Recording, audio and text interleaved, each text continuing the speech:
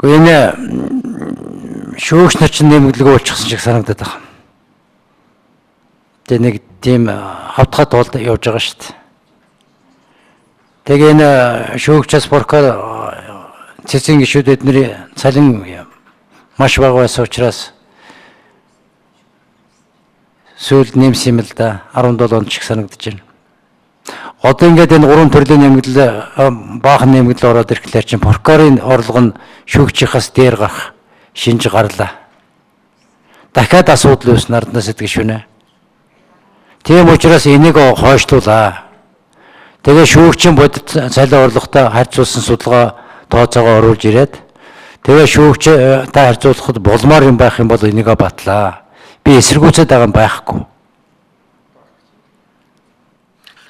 Тэгээд гар дээр материал тавиа. Чи битгий урал хийж явах хажуугаас нь жүгмөдөд их юм бичээ.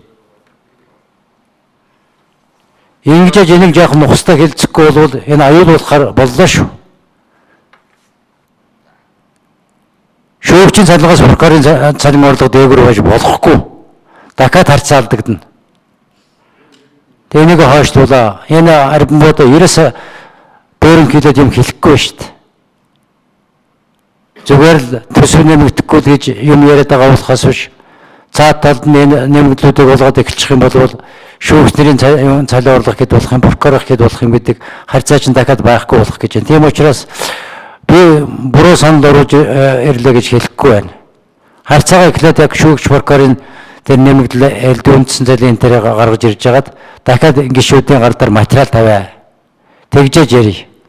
Бүр болдгоо бол намар батлаад боломж юм байгаа юм бол нөхөн олгочих шийдвэр намар гаргуулж байгаа 10 сард. Одоо яарч энэ хоёрын хооронд харьцаалдуулаад дахиад энийг гаргачих юм бол араас нь яг шүүгчнэрийн асуудал орж ирнэ. Бид нэр өлөө хүнд ажил гэдэг, бид нэр өлөө олон төрлийн нэмэгдэл авах ёстой.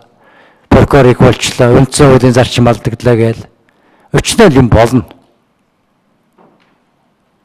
Бэлэн биш байна. Ганц юм гээл харьцаа алдуулж огт болохгүй шүү. Судалгаа гаргаж